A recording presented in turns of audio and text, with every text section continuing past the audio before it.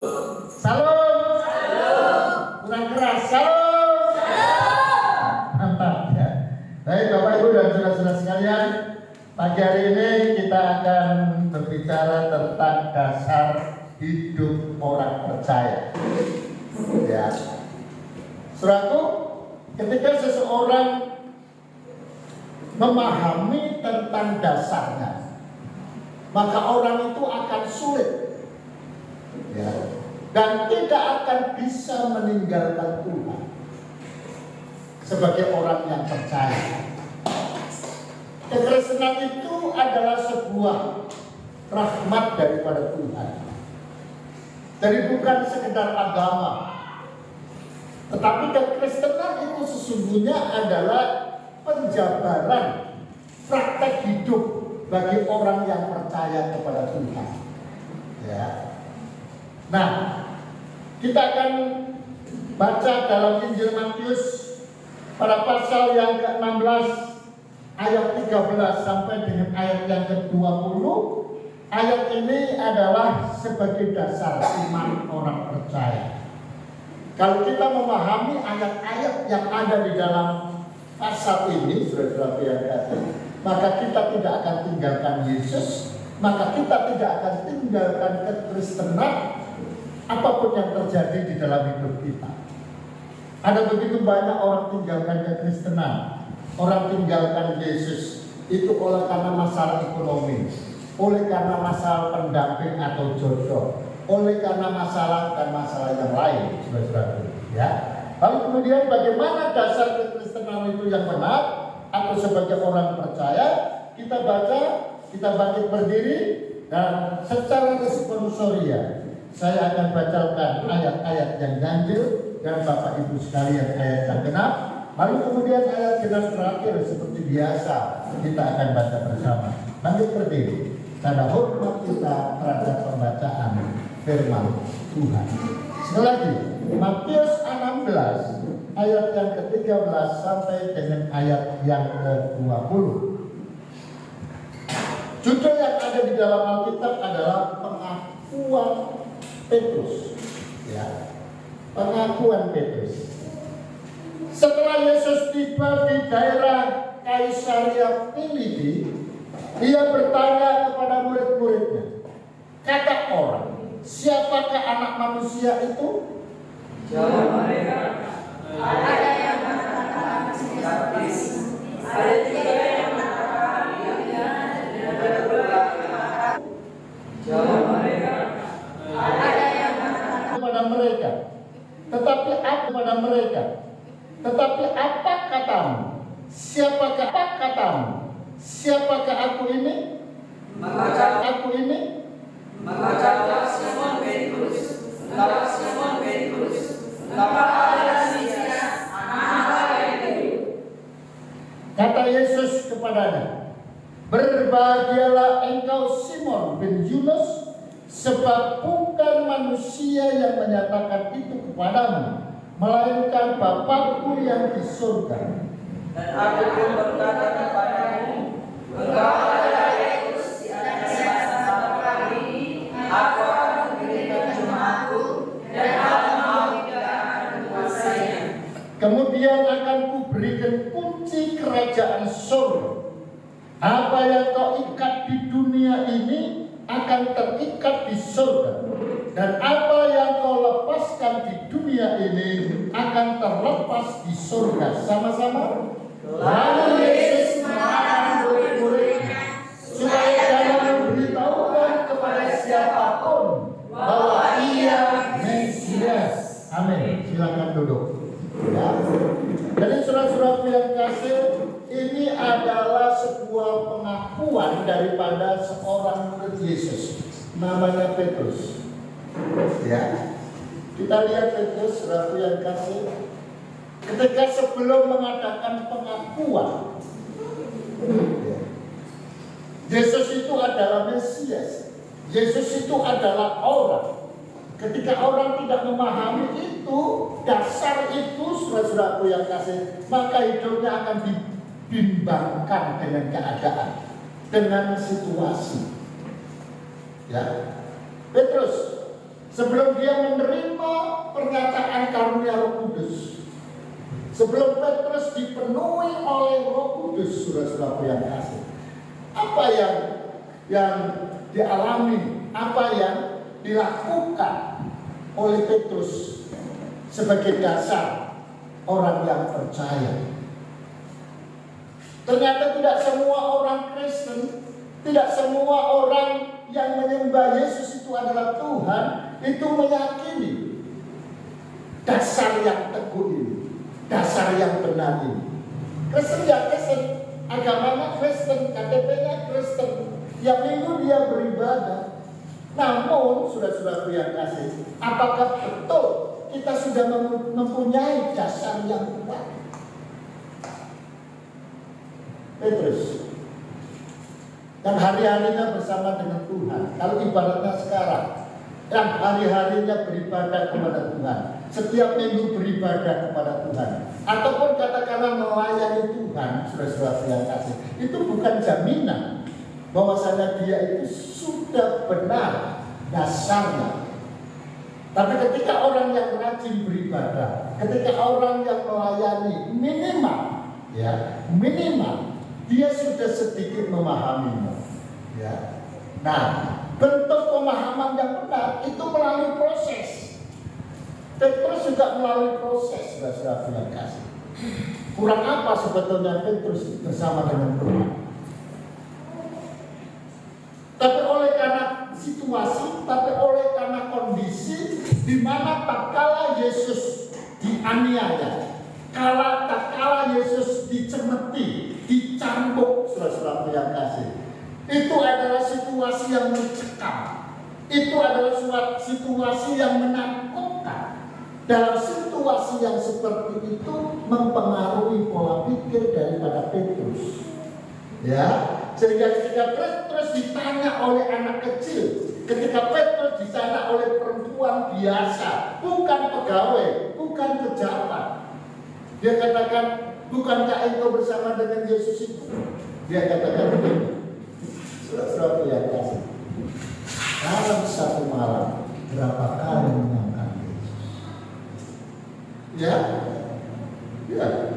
Tapi ketika dia mendapatkan karunia Roh Kudus, ketika dia diurapi dengan urapan yang kudus dalam hari Pentekosta itu, kita lihat sejarahnya. Ya.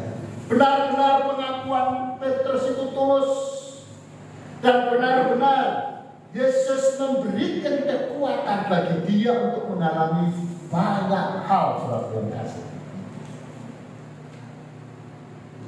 Teraniaya, terpenjarakan, dan lain sebagainya. Itu bukan menjadi penghalang. Ya, justru itu membuat cambuk. Ketika dia punya masalah, dia lebih sungguh-sungguh lagi di dalam Tuhan. Itu Petrus, saudara, orang yang mengerti, sadar dasar yang benar. Ya, yaitu pengakuan daripada Petrus.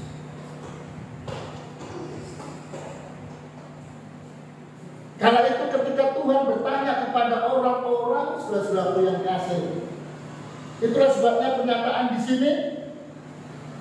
Dia bertanya kepada murid-muridnya, kata orang, siapakah anak manusia itu? Kata orang, siapakah Yesus itu? Yang dimana Yesus itu menyembuhkan orang yang sakit, yang dimana Yesus itu bisa menyelesaikan masalah yang dihadapi oleh keluarga yang mengadakan pesta di Kana,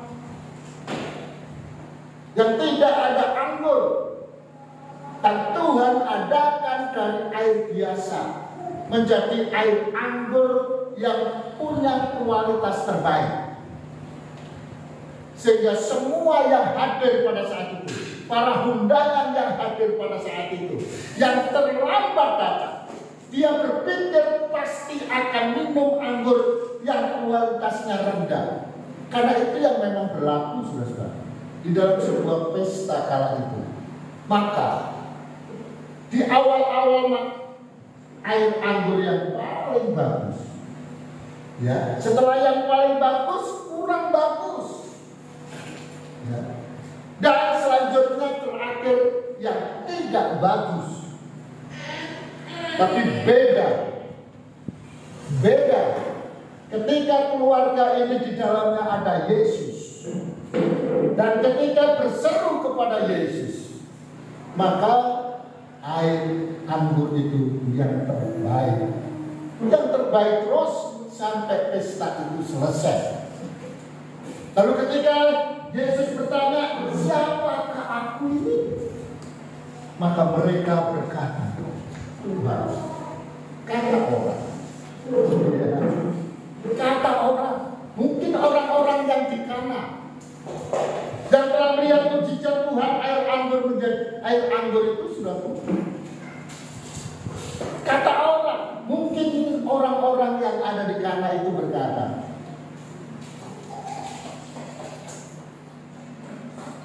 itu Yesus adalah jelmaan daripada para nabi. Dikatakan di situ. Ya. Dia adalah Yeremia, Nabi Yeremia. Dia itu Nabi Elia. Dia itu Yohanes Pembaptis. Karena itu sudah mati dalam pembaptis. Lalu kemudian bangkit, lalu kemudian menjelma menjadi Yesus itu.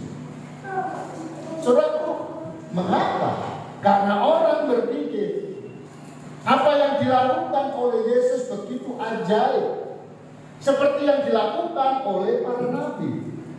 Tapi sungguh luar biasa.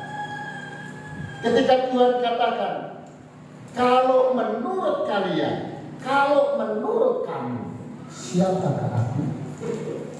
Siapakah aku?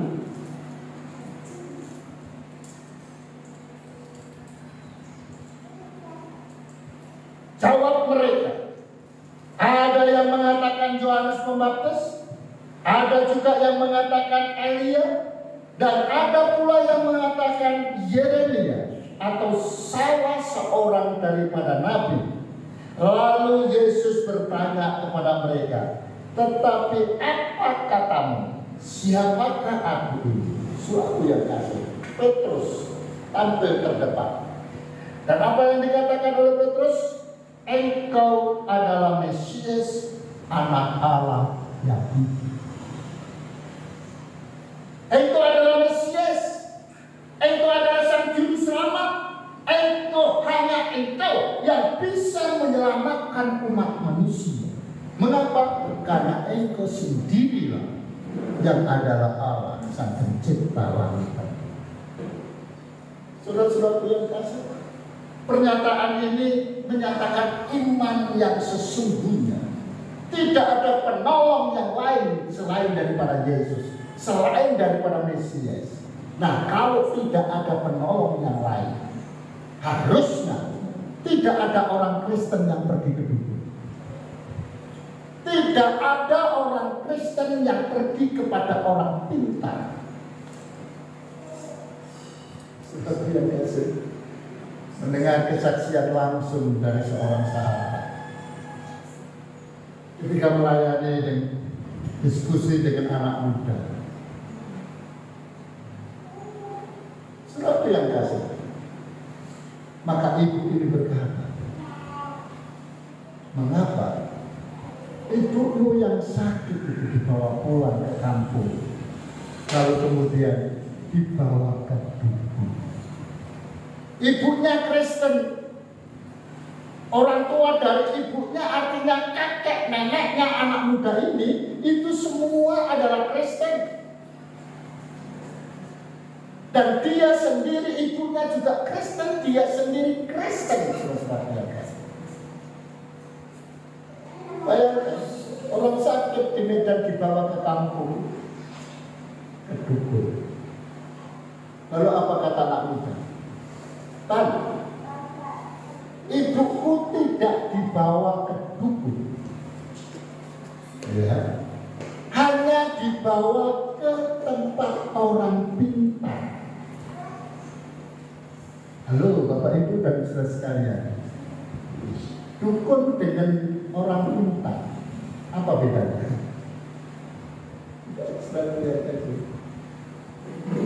Sama serupanya itu.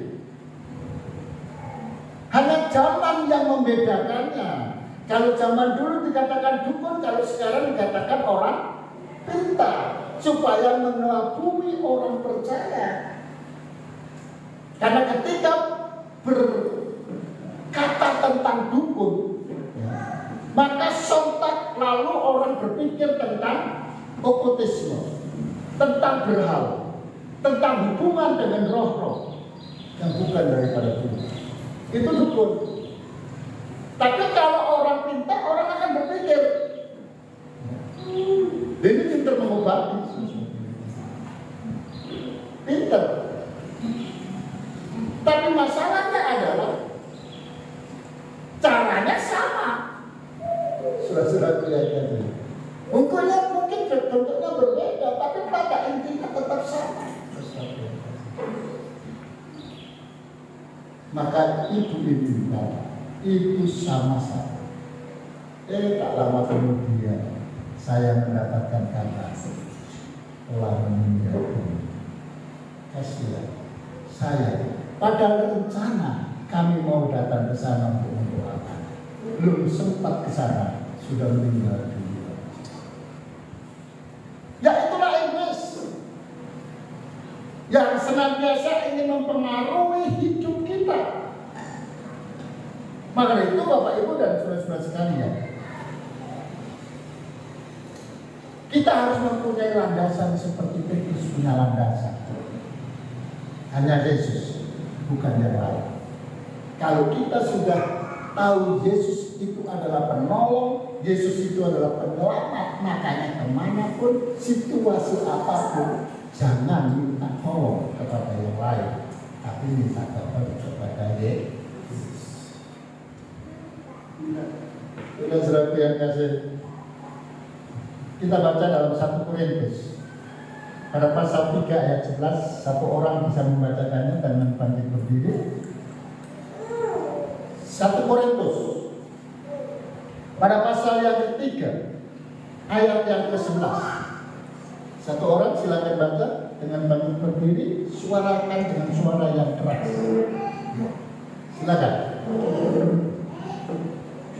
Ya. 1 Korintus 3:11, karena tidak ada salah pun yang dapat meletakkan dasar lain daripada dasar yang telah diletakkan di Yesus Kristus. Iya. Saudara-saudaraku yang kasih, perhatikan dengan seksama. Karena tidak ada seorang pun yang dapat meletakkan dasar lain daripada dasar yang telah diletakkan. Rupanya dasar itu sudah diletakkan. Rupanya pondasi itu sudah dibuat. Dan apakah dasar itu? Dan apakah pondasi yang sebenarnya? Yaitu Yesus Kristus. Ini dasar keimanan orang yang percaya. Yesus Kristus. Maka itu saudara yang kasih, yuk kita tingkatkan kepedulian kita terhadap Dia di dalam ibadah kita, di dalam kehadiran kita, dan di dalam penyembahan kita. Nah, ketika kita sudah memahami tentang dasar yang benar, dasar orang percaya adalah Kristus. Ya, maka itu ada hasil kehidupan orang Kristen dengan dasar yang benar. Apa yang harus kita lakukan? Bukti apa kita sudah mempunyai dasar yang benar? Yang pertama, Matius 7 ayat 25. Matius 7 ayat 25. Dibaca Matius 7 pada ayat yang ke-25, ya. Kita akan baca bersama. Sekali lagi, Matius 7 ayat yang ke-25. 2, 3. Kemudian turunlah hujan, datanglah banjir, lalu angin melanda rumah itu. Tetapi rumah itu tidak roboh, sebab didirikan di atas batu. Suatu yang kasih, ini adalah gambaran, adalah perumpamaan yang Tuhan berikan kepada kita. Itulah sebabnya temanya dua macam dasar. Maka bangunlah rumah kehidupan kita dari dasar yang benar.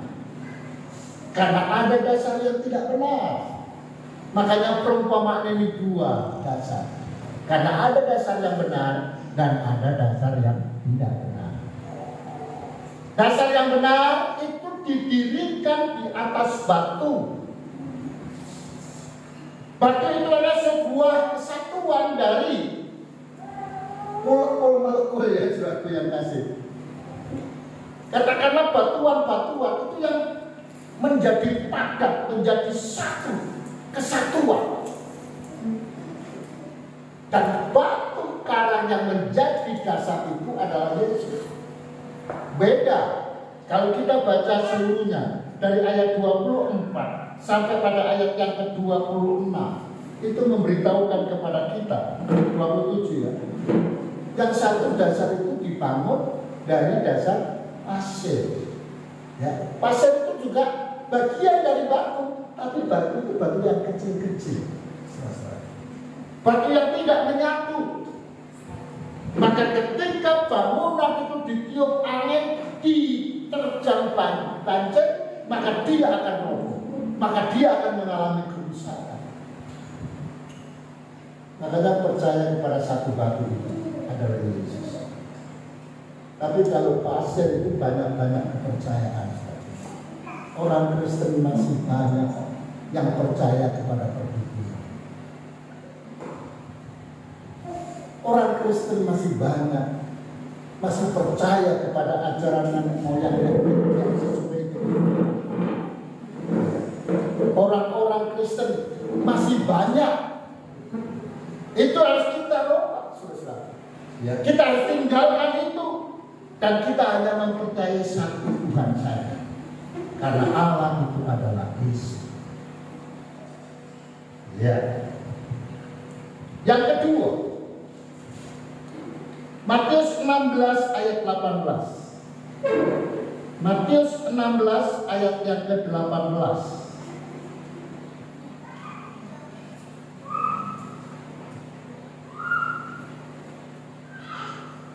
Kita baca bersama-sama. 2, 3.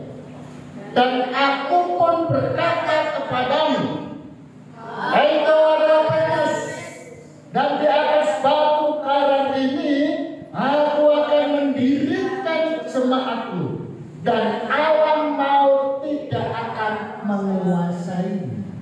Alam maut tidak akan menguasai. Kita lihat Yesus. Ya, alam maut tidak bisa menguasainya.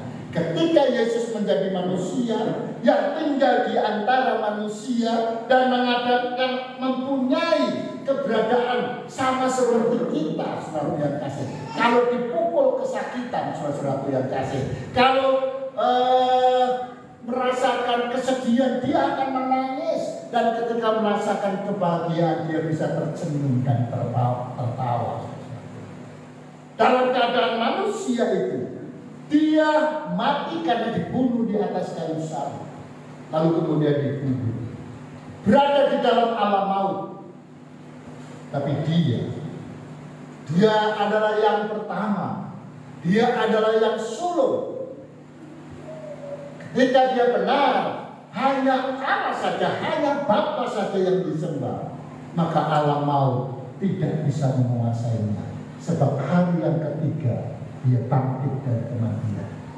Dia keluar dari alam maut. Dan begitu juga bagi orang-orang yang mempunyai dasar yang sama.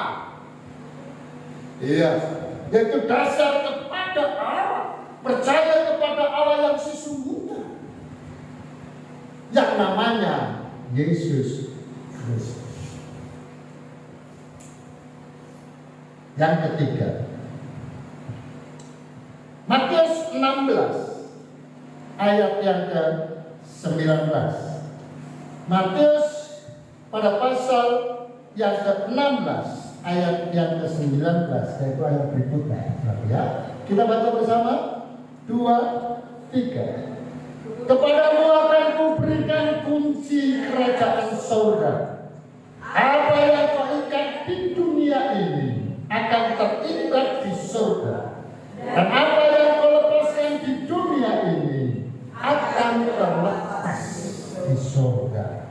Suratku yang kasih, memiliki kuasa untuk melakukan mukjizat, melepaskan orang-orang yang terikat. Saudara-saudaraku yang kasih. Maka itu, saudara-saudaraku yang kasih, kita sebagai orang yang percaya, orang Kristen. Semalam saya sampaikan kepada anak muda, seringkali kita ini sesungguhnya Bapak Ibu dan saudara sekalian, kita ini sudah terdekat, sudah diikat oleh kuasa iblis. Anak muda, dasar pemberitaan firman Tuhan semalam di mana ya? 2 Timotius pada pasal yang kedua. Mari kita baca 2 Timotius pada pasal yang kedua, pada ayat yang